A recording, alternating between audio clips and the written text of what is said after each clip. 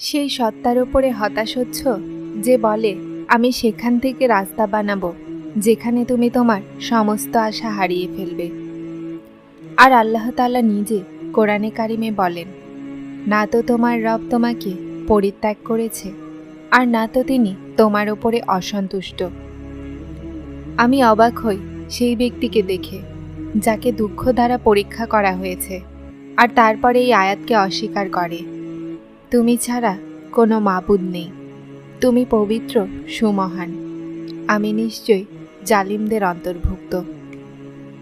তুমি কি জানো না এই দোয়াতে আল্লাহ রাব্বুল আলামিন কি জবাব দিয়েছেন? আল্লাহ সুবহানাহু তাআলা এরপরে বলেন, তো আমি তার ডাক শুনলাম আর তাকে কষ্ট থেকে নাজাত দিলাম, আর আমি বিশ্বাসীদেরকে এভাবেই সাহায্য করি। রাতের অন্ধকারে গড়িয়ে পড়া অশ্রুর সাক্ষী শুধুমাত্র আল্লাহ। আমরা আমাদের দুর্বলতা কারো সামনে প্রকাশ করতে পারি না। কেউ জানে না আমরা কতটা কষ্টে আছি। যাদেরকে মানুষ বোকা বলে না, যদি তারা তাদেরকে রাতের শেষ প্রহরে দেখত, তাহলে জানতে পারত যে তারা ভিতরে থেকে কতটা ভেঙে পড়েছে। কেউ কিভাবে রবের কাছে কেঁদে কেঁদে সবর চাইতে পারে, হ্যাঁ, এটা শুধুমাত্র আল্লাহ জানেন। এই না থেমে যাওয়া অশ্রুর কষ্ট আল্লাহই বুঝতে পারেন। আল্লাহ তাআলার ওপরে ভরসা ওই ফুলের মতো রাখো যা রাস্তার ধারে ফোটে, যেটাকে না কেউ লাগায় আর না কোনো মালি তাকে পানি দেয়। আল্লাহ এটার খেয়াল রাখে। উদাস আছো, বুঝতে পারছো না কি করবে, কোনো কিছুই ঠিক হওয়া দেখতে পাচ্ছ না, কিন্তু দেখো দোয়ার রাস্তা তিনি দিয়ে রেখেছেন না তোমাকে এখনো। তাহলে এটা বিশ্বাস রাখো যে দোয়া কবুলও হবে। এই বিপদ আপদ জীবনের একটা অংশ, পুরো জীবন নয়। দিন ভালোও আসবে তোমার। কি হয়েছে যে অশ্রু হারিয়ে ফেলেছ? কি হয়েছে যে ভাষাও হারিয়ে ফেলেছ তুমি? ওই রব তো তোমার নীরবতাও শোনেন। এভাবে হার মেনে বসে থেকো না, সব ঠিক হয়ে যাবে। কেননা সেই রাব্বুল আলামিন তোমাকে অনেক ভালোবাসেন। তোমার কষ্ট এজন্য শেষ হচ্ছে না, কেননা তুমি তোমার আঙ্গুল সেই দরজাতে ফাঁসিয়ে রেখেছ, যেই দরজা আল্লাহ বন্ধ করে রেখেছেন।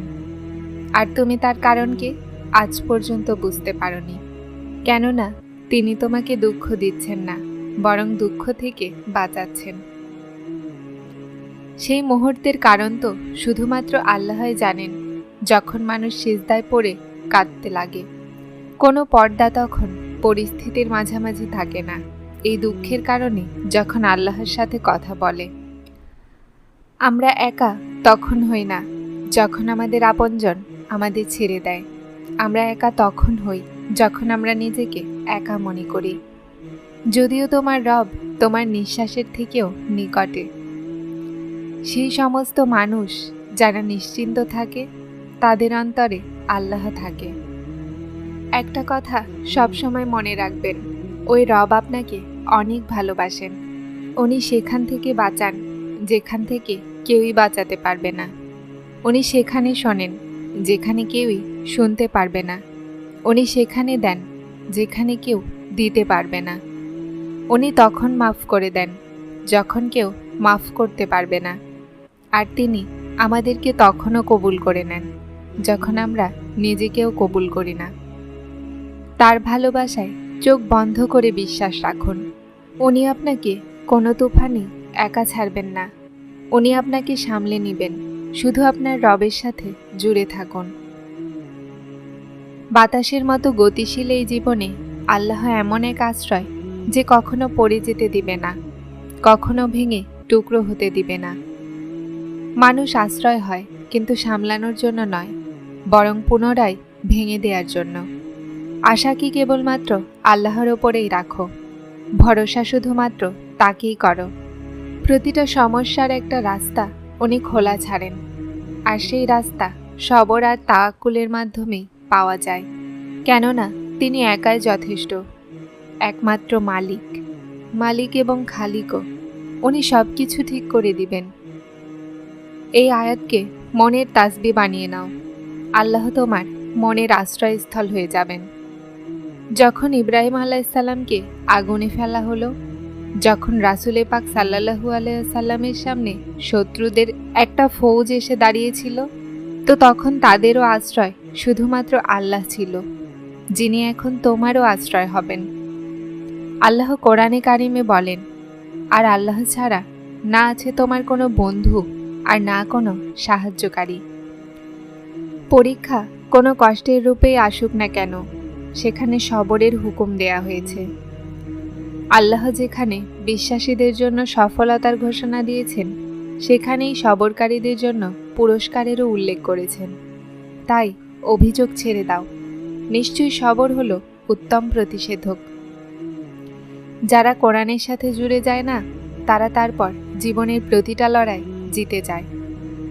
আল্লাহ পাক বলেন, বেঁচে থাকা যতই কষ্টকর হোক, তুমি রহম চাও, সান্ত্বনা চাও, কিন্তু নিজের জন্য মৃত্যু অথবা আযাব চেও না। এমন তারা করে যাদের আমার উপরে বিশ্বাস নেই। আমি তো পাথরেও পিঁপড়ার সাহায্য করি, তারপর তুমি তো মানুষ। সবার জীবনে দুটি পর্যায় আসে। প্রথমটি হলো যখন আমরা মানুষের ওপরে নির্ভরশীল হই, আর তার বদলে মানুষ শুধুমাত্র দুঃখই দিতে পারে। যখন আমরা নিজের কথা তাদেরকে বলি, তারা আমাদেরকে বোঝার বদলে শুধু কষ্ট দেয়। তুমি বোঝো না কেন? এমন কিছুই নেই, এমন শুধুমাত্র তোমার মনে হয়। এমন ভাববে তো এমনই হবে না। আর দ্বিতীয় পর্যায় হলো যখন আমরা আল্লাহকে আপন বানিয়ে নিই, তখন আল্লাহ আমাদের জীবন হয়ে যায়। সব কথা, খুশি, কান্না সব কিছু তাকেই বলা শুরু করি। তখন আমাদের কথা মানুষ থেকে আল্লাহর কাছে পৌঁছে যায়, কেননা একমাত্র তিনিই তো আছেন যিনি শোনেন। আল্লাহ আছেন না, আল্লাহ তো সব জানেন। কেউ তোমাকে পছন্দ করুক বা না করুক, কিন্তু আল্লাহ তোমাকে তুমি যেমন তেমনই পছন্দ করেন। কেউ তোমাকে ভালোবাসার জন্য বেছে নিক বা না নিক, কিন্তু আল্লাহ তোমাকে ভালোবাসার জন্য বেছে নেন। তাই এখন বলো যে আল্লাহর ভালোবাসা কি তোমার জন্য যথেষ্ট নয়?